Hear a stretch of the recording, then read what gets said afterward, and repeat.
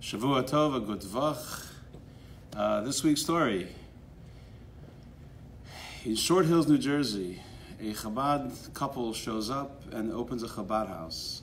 As time goes by, they began to reach out to the various families, and they touched a Russian family, and the young son of this Russian family became interested in Judaism, became more studious, more religious, eventually became fully observant.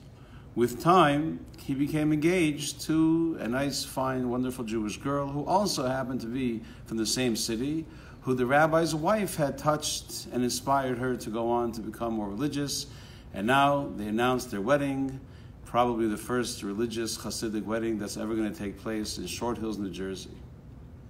The rabbi was concerned that there might not be the necessary crowd of friends from the boy or the girl that would make the wedding so lively as it's meant to be. And therefore he went all out to make sure that the whole community was going to show up, and they weren't going to be at their tables, they would be on the floor dancing.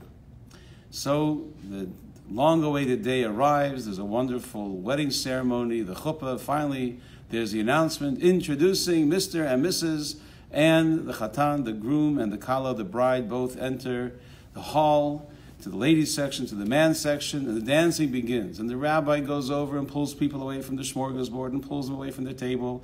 And he has every single person in the room is part of the circle dancing, bringing joy to the bride and the groom. He notices one old man, I'm just telling the story, and a very old man is sitting down at the table. So the rabbi rushes over and grabs his hands and says, come, join the dancing. The guy says, Rabbi, I can't get up, I can't dance. And the rabbi tries to explain to him how important it is to dance at a wedding in general, and at this wedding in particular. And he says, please come up. And the guy says, Rabbi, I can't. And again, the rabbi tries to persuade him, and some rabbis are very persuasive. Finally, the man says, have a seat, let me tell you why I can't dance. The rabbi sits down because the entire crowd is dancing and the party is unbelievably happy.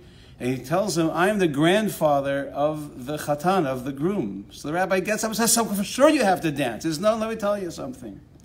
That as this wedding was approaching, my grandson mentioned to me that the chuppah, the wedding canopy, is a very holy place.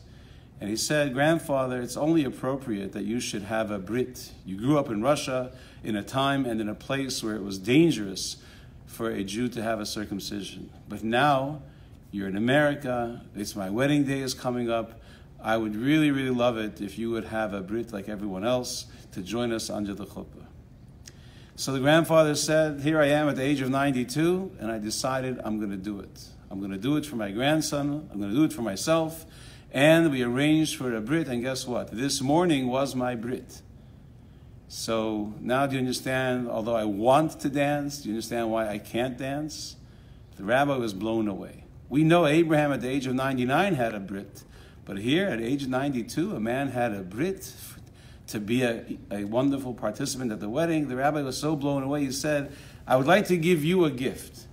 And I happen to have in my pocket $1 that the Lubavitcher Rebbe gave me once. And I don't know why, but when he gave it to me, he mentioned this should be for a refuah shlema, for a complete cure, for healing, for health. So I've kept that $1 in an envelope in my pocket for the last, 27 years, forever, since I got it from the Rebbe. I think I would like to present you with this $1 from the Rebbe.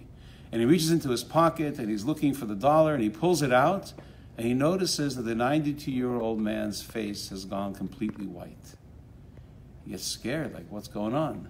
He says, what happened? He asks the grandfather. And the grandfather tells him, when I arrived in America from Russia, a relative suggested, why don't we go see the Rebbe and get $1 and get a bracha? It was a time when it was possible to do that.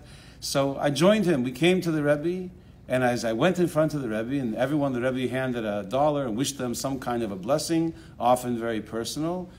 The Rebbe pulled back the $1 from my hand, which was unheard of. Like, he's not going to give me $1. And the Rebbe looked at me and he asked me, do you have a Brit Milah? Are you circumcised? And I said, no.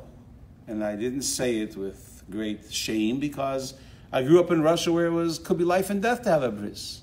So the Rebbe smiled and he gave me that $1 and he said, have a bris, and come back. I will give you $1 when you have your bris. And I left, and I was kind of blown away. How did the Rebbe know that me, of all people, did not have a bris? But at the time, I was 40-something. A bris wasn't a high priority. I never did anything about it. Today, at the age of 92, in honor of my grandson, I had a bris. And today, you're handing me $1 from the Rebbe? I am just blown away. So, my friends, the Rebbe keeps his word, a Rebbe keeps his promises, the Rebbe keeps his promises. Let's not delay ever doing a good thing. Have an awesome week.